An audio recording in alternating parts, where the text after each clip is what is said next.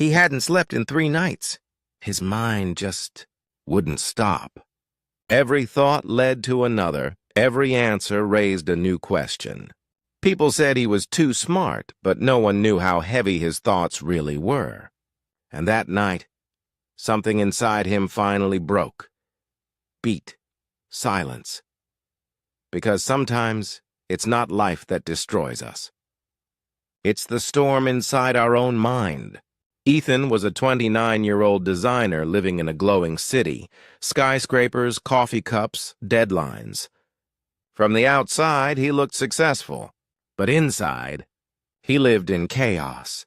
Every morning, he replayed yesterday's mistakes in his head. Every night, he planned conversations that never happened. He wanted peace, but his mind refused to be quiet. He kept overthinking everything. What if I fail? What if they don't like me? What if I'm just not enough? And the more he thought, the more paralyzed he became.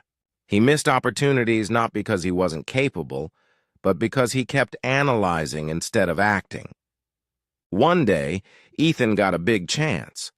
A company presentation that could change his career. He prepared for days. But the night before the event, his mind started spinning again. What if I forget the slides? What if they laugh? What if I mess it up? By morning, his confidence had vanished. He walked into the boardroom pale and silent. He stumbled through his words, second-guessed every point. And by the end, he knew he had lost the deal. That night, sitting by his window, Ethan whispered, "Why do I do this to myself?" But his mind only answered with more questions. Days turned into weeks. Ethan stopped meeting friends, stopped drawing, stopped living. His apartment grew darker. His thoughts louder. He replayed his life like a broken record. Every missed chance, every regret, every what if. Then, one evening, as he scrolled through his phone, he saw a quote someone had posted. "You will never be free until you stop living in your head." He stared at it for a long time. Something inside him shifted, but he didn't understand it yet. The next morning, Ethan went for a walk, the first in months. At a small park, he saw an old man feeding birds. The man smiled and said, "You look like someone who's fighting with his own thoughts." Ethan was surprised. "How did you know?"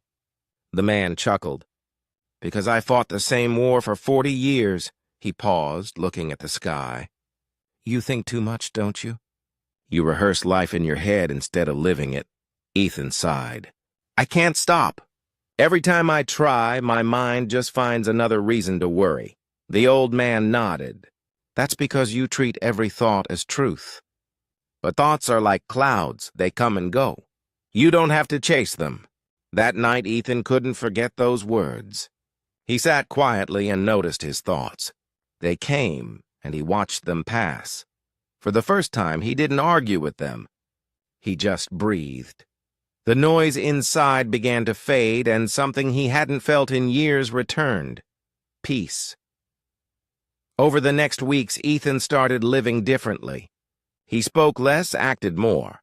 He stopped trying to control everything, and started trusting life again. One day he wrote in his journal, "I wasted years thinking about life, instead of living it." Overthinking doesn't make you smarter. It just makes you tired. Sometimes the answers we search for appear only when we stop chasing them. Ethan didn't become fearless overnight, but he learned to separate thinking from living, and that changed everything. Soft piano outro. Because peace isn't found in a quiet world, it's found in a quiet mind.